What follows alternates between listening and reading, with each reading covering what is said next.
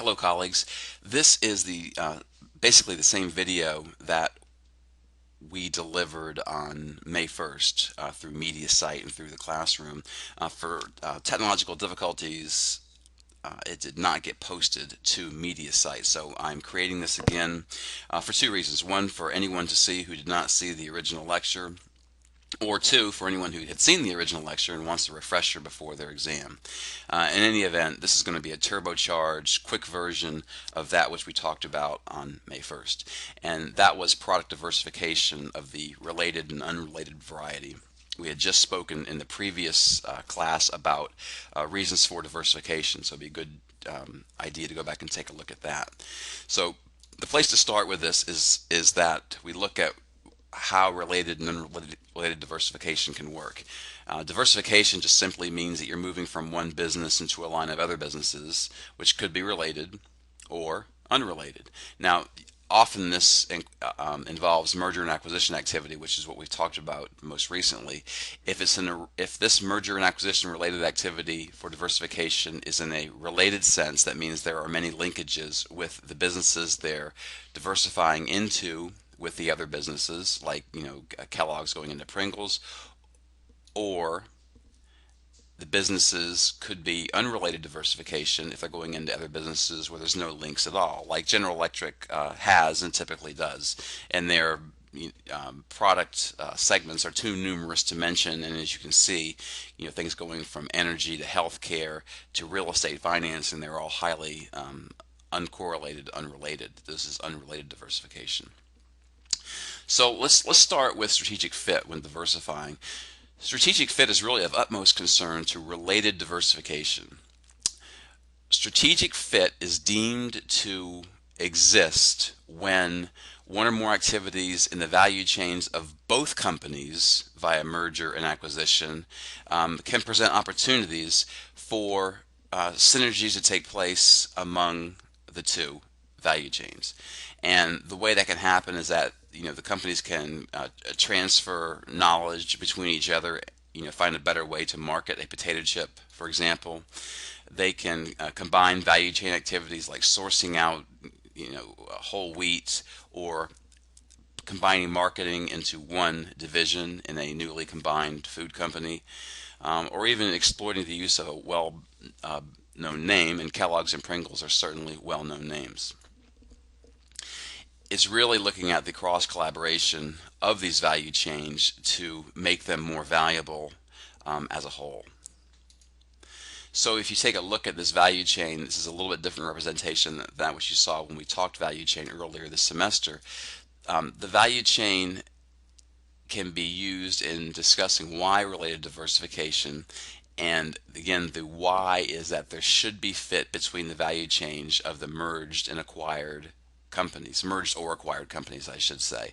So if business A acquires or merges with business B, then C, they should be able to share or exploit or take advantages of opportunities along the two value chains, thereby streamlining the whole new value chain of the singular merged or acquired company. Kellogg's, for example, acquires Pringles, and we go back to the same thing. Supply chain activities, can they source out food at a more competitive cost structure? Possibly. Can they share technology? Quite possibly in manufacturing, which goes also into operations. And I think one of the reasons they wanted Pringles was for Brazil. Sales and marketing, certainly Kellogg's and Pringles both have expertise in marketing in their own market areas. Distribution, they certainly should be able to share distribution, since most these products go through big box grocery stores, Walmart supercenters, and the like. So these two value chains will be combined into one, really, eventually, thus streamlining the new organization. So now we get into unrelated diversification. Unrelated diversification is based on investment portfolio theory. Investment portfolio theory goes back to, maybe you've taken this course, maybe you're a banker, maybe you've never seen this before. In any event, if you were to be endowed with overnight $1 million and someone would say to invest this so that you'll be well off in your retirement age, an investment banker or broker would probably advise you to diversify your stock holdings. Okay, a number of ways you can do this. You can just go into a lot of industries that are really kind of uncorrelated. They don't have that much to do with each other. And if you are able to, hold good blue chip or high quality stocks in all of these areas, then what should happen is that you should increase your average return and mitigate away a lot of your risk up to this point. Average return should increase because risk has been reduced by holding different products that are in different segments that are in different growth phases. Okay, so the theory is the greater the number of uncorrelated stocks you hold, the higher your average return should be by mitigation of risk. That's the heart of investment portfolio theory.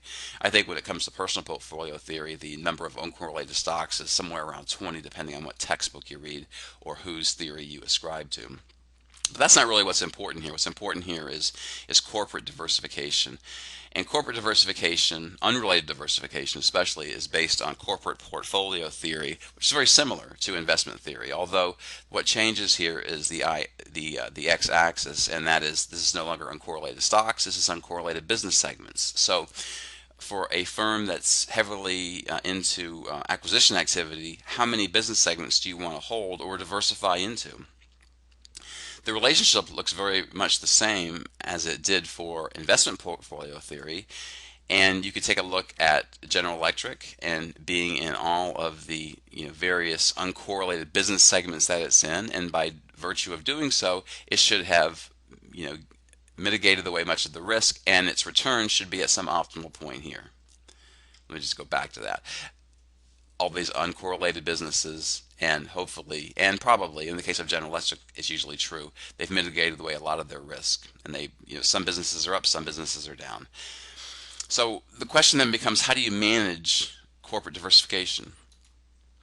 If you take a look at the same graph or the same axes that we just looked at, managing diversification is based on portfolio theory and corporate or investment, and it looks like this. Okay, and what goes on is that over time you can, once you get past this magic number, whatever the magic number is, and we really don't know, beforehand, but at some point in time, further diversification is just not necessary, because at some point in time, go back to investment portfolio theory, at 20 stocks, you have gotten rid of most of your risk by virtue of diversification. Now, the difference here is that there's a relationship between diversification and firm profitability, and it's different. Okay? It's different in so much as that the curve looks like this, and that should be counterintuitive to most of you all, because no longer do we see increasing and then diminishing returns. What we see is increasing, diminishing, and then decreasing returns. All right? So what this is saying is that at some point in time, there is an optimal level of diversification, and beyond that, which I guess the optimal level of diversification would be right here. After that, a company can diversify away and actually tank its performance, and we don't want to do that. This is steeped in the strategic management literature, and at some point in time, what happens is that firms become over-diversified. That's the strategic management thinking. So the question becomes, and maybe you've already asked yourself, is why in the heck is this declining returns manifest at some point of over diversification? And that's the question that we're trying to answer here. Okay, so let's take a look at some of the products we've talked about in the context of why diminishing returns. And there are two major reasons for diminishing returns on that downward slope of profitability after some point of optimal diversification.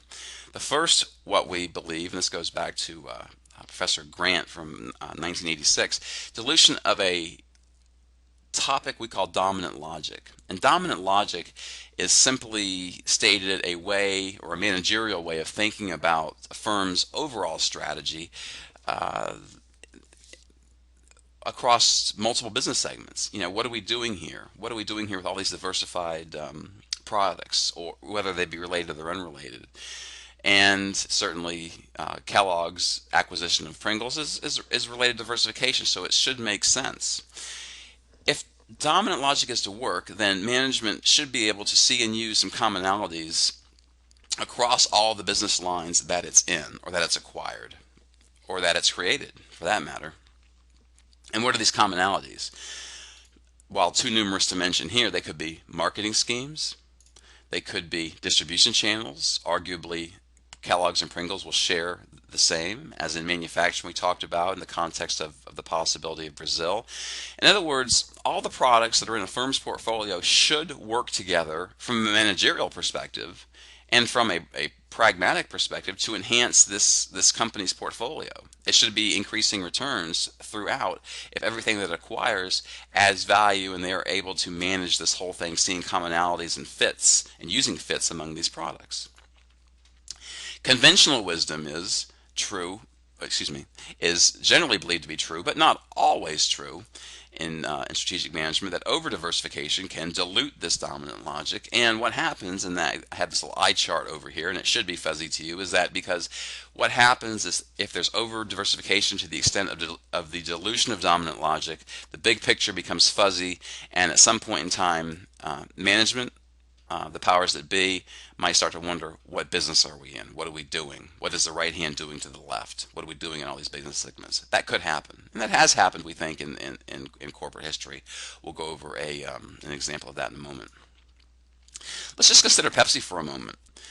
Pepsi is not a firm that I would say has diminishing returns at present, although it has been in the press quite a bit for redoing their strategy as of mid 2012. They are looking at refocusing on some core brands in North America. But nevertheless, Pepsi, as you probably know, is a drink and snack business, as they are now. But at one point in time, this was not true. They held Yum brands for a long period of time, and in fact, not that long ago, divested themselves of the fast food eateries.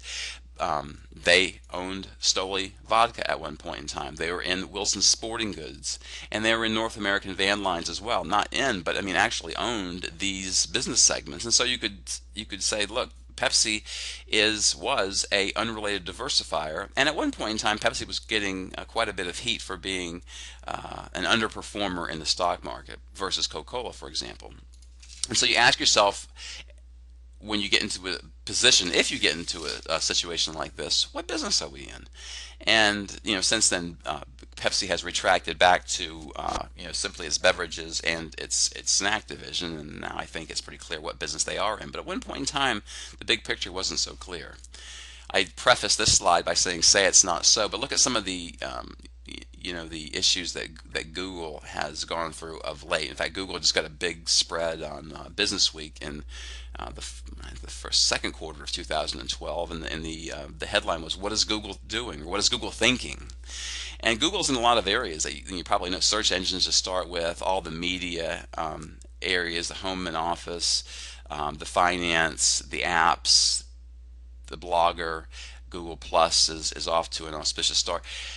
And now we know that Google is making its play into hardware and tablets and smartphones and such. And so it's possible. I'm not suggesting that it's going to happen. I just think that we're at the point in our training of strategic management. Google might be asking, and I can tell you that shareholders are certainly asking, what business are they in? Doesn't mean Google's not going to be successful at all. It's just a question that I think an educated person might ask. Again, just food for thought. Why diminishing returns, part two? Part two, besides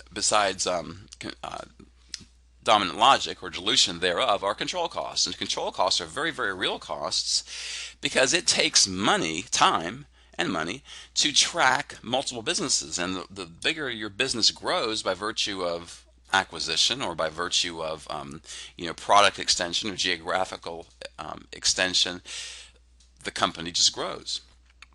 In the case of Sara Lee, which we're going to talk about and finish up with in just a moment, throughout the 80s and 90s, Sara Lee, as you probably know, just started out as a bread snacks type of business, diversified into a number of businesses, and as you can see, as it diversified into a number of businesses, what happens is that it takes more and more information technology for the divisions, for the CIO, for the CEO, for the top management team, for the board to know and understand what's going on in all phases of the business. So this is information technology, latest, simply stated. Okay, so let's take a look at Sara Lee's diversification level, and let's start with their situation in 1998. Over the 80s, and I even think in the earlier part of the in the earlier part of the 90s, Sara Lee got out of just its food and snack businesses and went into coffees and teas, and its performance, of course, increased. At one point, they got into a European line of healthcare products for skin and beauty and that type. They made an acquisition of Hanes products, which Hanes is Playtex and Bally, a number of different clothing items of that genre. Leather goods, and now you can see what's going on with performance at the same time. Performance, I mean stock price performance. It didn't it wasn't working out so well in the eyes of the shareholders, that's for sure. Doesn't mean Sara Lee was losing money by any chance. By any stretch of the imagination, it just shows that they were deemed by the stock market to be a little less valuable as they increased this tack of diversification. In leather goods, they bought Coach, which is still alive and well, and a company which is now defunct, a British company in leather office goods called Mark Cross, that didn't do much for their overall stock market performance either. And then it made the foray into the European tobacco, or a European tobacco business. And so at 1998, at this point in time, the shareholders are saying, look, something's got to happen because our returns aren't so red hot, and over time you diversified away, you know, heretofore, superior performance of the Sara Lee company. So the question you have to ask is, what are we going to do with a company that's deemed to be over diversified? And that, as of 1998, Sara Lee certainly was. The answer to the question is refocusing, which we've already defined. And refocusing is simply getting smaller, or using segment divestiture to contract the business back to some reasonable, manageable core. And you put on your CEO hats for a moment and think about what kind of business segments do we want to get rid of. And you don't have to think about Sara Lee. You can think about anybody. You can think about General Electric, Google, any firm that's diversified in a big way, or should I say over diversified. And we can say right now, as of 1998, that Sara Lee was over diversified. In a business, when you're like that, who has to go first? What segments are you going to divest? Well, the first and most obvious choice would be ones that are losing money. Beyond that, which segments are diluting your dominant logic, which are taking away your thinking for, maybe chasing less profitable products with good monies coming from good products. Dilution of dominant logic. Eliminate products that just don't fit with the scope of that which you're trying to do, is what this is saying in refocusing. One mantra in strategy, true in many cases, is stick to what you know best. Stick to what your core competencies are, and that will be your business. Not always true, but in many cases it is. So we return back to Sara Lee with our diminishing returns, and now we're looking at them as of 2000, and look who's gone. The tobacco business has been divested, and this segment of the profitability, which is really stock market decrease, was eliminated as well. So they retracted back, and their stock performance decrease improved somewhat. All right. So what's next to happen? In 2000, they just closed the British company Mark Cross. They just weren't making money, and at the same time, they divested themselves of Coach. Coach is a fine company even to this day, but it just didn't fit with that which they were doing. So leather goods are gone, and while leather goods are gone, now we're back to at least a stable level of profitability or stock market returns in the eyes of the shareholders. So what happens in 2006 is that the Hanes section goes by the wayside, and in doing so, now we have a fairly functional level of diversification in the eyes of profitability or stock market performance, because now we're back to a manageable core, being Sara Lee, okay, as it were, breads, dessert products, that kind of thing.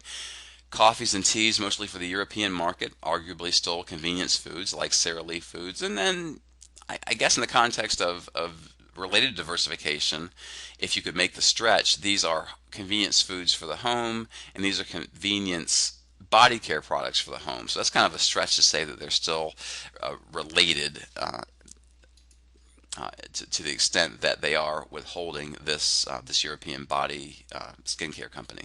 In 2010, Sara Lee divested itself of that personal care business and sold them out to Unilever. Unilever made that acquisition, and Unilever is in that business. So the retraction brought Sara Lee back to primarily these foodstuffs and the coffee. They're still into food service. They service some companies that cater food to the cafeteria style eating establishments. So this is where Sara Lee is, and then so by virtue of these graphs that I've showed you, and some of it, it's a bit of conjecture, but it shows that the level of diversification was refocused and retracted back, and the profitability of Sara Lee has been restored. Now, you always want to ask yourself this question: is this a lot of smoke and mirrors? And you want to know, was this refocusing effective over time? If you look at a long period of time when this divestiture was going on with Sara Lee, and if you benchmark it well, with the Dow Jones, you can see that Sara Lee, SLE, is in the, well, I guess it's the dark blue on my screen graph. And over time, over this refocusing time into present, their stock price was up over a long period of time, about 110%. The Dow Jones, which is to say the average U.S. market blue chips, were up, if you follow this red line, up about 50%. So, 110% stock price appreciation versus a 50% stock price appreciation means that Sara Lee beat the market, and we could probably therefore say that all other things notwithstanding, the refocusing was most probably fairly effective.